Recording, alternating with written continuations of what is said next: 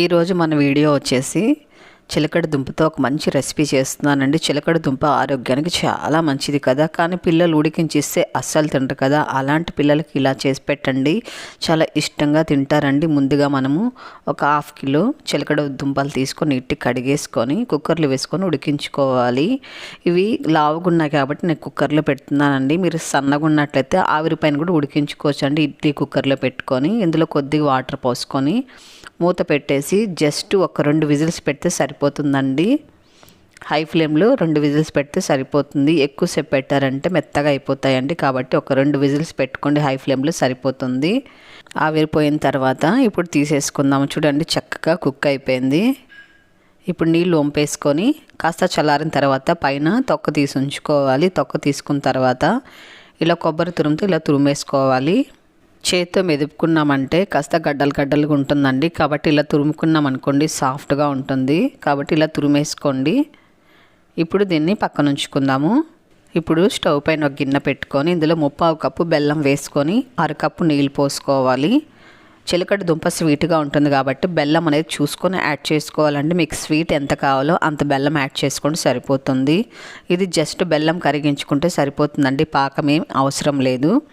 బెల్లం కరిగిన తర్వాత పక్కన ఉంచుకున్న తర్వాత ఇప్పుడు స్టవ్ పైన ఒక ప్యాన్ పెట్టుకొని ఇందులో కొద్దిగా నెయ్యి వేసుకొని కొద్దిగా జీడిపప్పు బాదం వేసుకొని కాస్త ఫ్రై చేసుకొని పక్కకు తీసుకోవాలి. ఇప్పుడు ఈ నెయ్యిలోనే మనము తురుముంచుకున్న చిలకడ దుంప మిశ్రమాన్ని కూడా వేసేసుకొని మీడియం ఫ్లేమ్లో ఉంచుకొని ఒక 2-3 నిమిషాల పాటు వేయించుకోవాలి. ఇలా బాగా వేయించుకున్న తర్వాత ఇప్పుడు మనము బెల్లం కరిగించి పెట్టుకున్నాం కదా, ఆ బెల్లం వాటర్ని ఇందులో పోసేసుకోవాలి ఫిల్టర్ చేసుకొని. ఇప్పుడు సిమ్లో పెట్టుకొని బాగా దగ్గరకు వచ్చేంత వరకు ఉడికించుకోవాలి. ఈ బెల్లం వాటర్ అంతా కూడా చక్కగా చిలకడ దుంపకు పట్టేటట్టు సిమ్లో ఉంచుకొని బాగా మిక్స్ చేసుకున్నారంటే చాలా టేస్టీగా ఉంటుంది.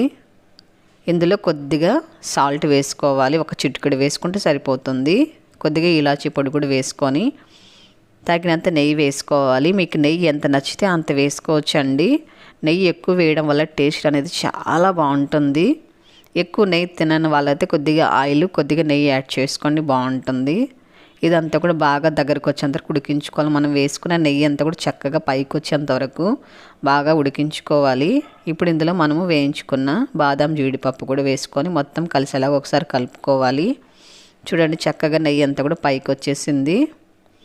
ఇప్పుడు స్టవ్ ఆపుకొని మనము ఒక ప్లేట్లోకి ఇలా తీసుకున్నాం అనుకోండి, పిల్లలు అయితే చాలా ఇష్టంగా తింటారండి. ఐస్ క్రీమ్ బాల్స్ లాగా ఉన్నాయని చెప్పి చాలా టేస్టీగా ఉంటుంది. మనం స్వీట్ చేయాలంటే ఖచ్చితంగా ఏదో ఒక పిండో లేకపోతే రవ్వ లేకపోతే పప్పులో కావాలి కదా, అలాగే పంచదార కూడా కావాలి కదా. అలాంటివి లేకుండా చాలా సింపుల్గా మనము చిలకడ దుంపతో ఇలాంటి స్వీట్ చేసి పెట్టండి.